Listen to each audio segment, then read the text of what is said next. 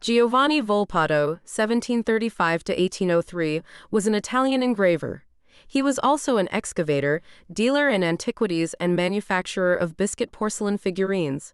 Biography. Giovanni Volpato was born in Bassano del Grappa, then in the state of Venice. He received his first training from his mother, an embroiderer, and then studied under Giovanni Antonio Remondini. In 1762 he went to Venice and worked with Joseph Wagner and Francesco Bartolozzi, engraving several plates after Piazzetta, Mariotto, Amiconi, Zuccarelli, Marco Ricci and others. He worked for some time for F. Haskell, the Museo Pio Clementino in Rome and the views by Ducros and Volpato, in Louis Ducros. Images of the Grand Tour Exhibition Catalogue, Kenwood House, London, 1985, page 36–39. See Faccioli. Anni ed Epistolario Romano d'un Grande Incisor Bassanese, Giovanni Volpato, in L'Herbe, 32–3, 1969, page 18–35. H. Honor, Statuettes after the Antique, Volpato's Roman Porcelain Factory in Apollo, 85, 1967, May, page 371–373. Bryan, Michael, 1889. Walter Armstrong, Robert Edmund Graves, eds.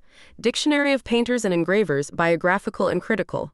Volume 2 LZ, London, George Bell & Sons, pp. 681–682.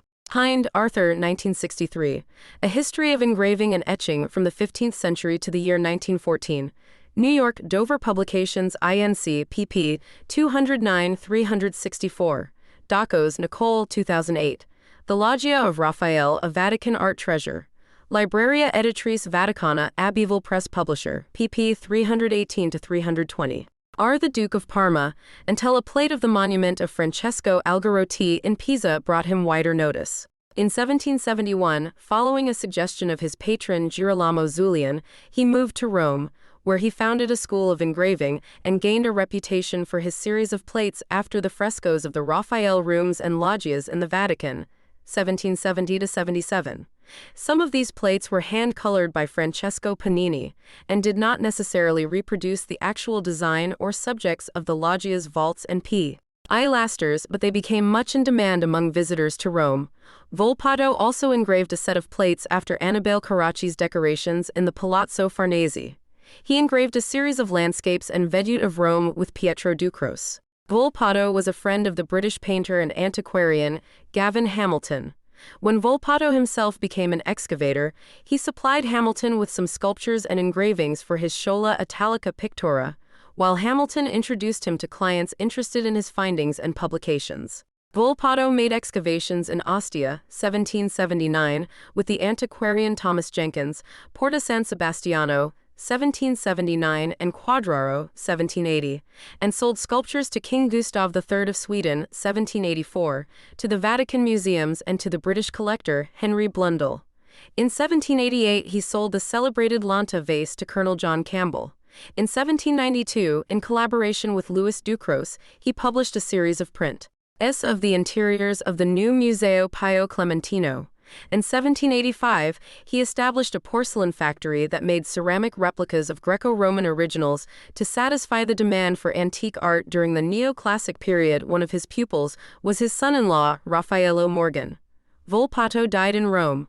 Among his plates for Gavin Hamilton are Marriage of Alexander and Roxana, The Four Sibyls after Raphael, Perseus and Andromeda after Polidoro da Caravaggio, Modesty, Amy Vanity after Leonardo da Vinci, Christ Praying at the Mount, after Correggio, Feast in the House of Simon, after Paolo Veronese, The Marriage of Cana, after Tintoretto, Gamblers, after Michelangelo da Caravaggio. Further reading. Ilaria Bignamini, Claire Hornsby, Digging and Dealing in 18th Century Rome, 2010. Yale UP, page 339–340. L. Meligati, Giovanni Volpato e il Cantiere Romano. In Ricordi dell'Antico, Sculture, Porcelain e Arredi all'epoca del Grand Tour, ed. A. Dogliano. L. Meligati, Exhibition Catalogue, Musei Capitolini, Rome, 2008, page 101–114.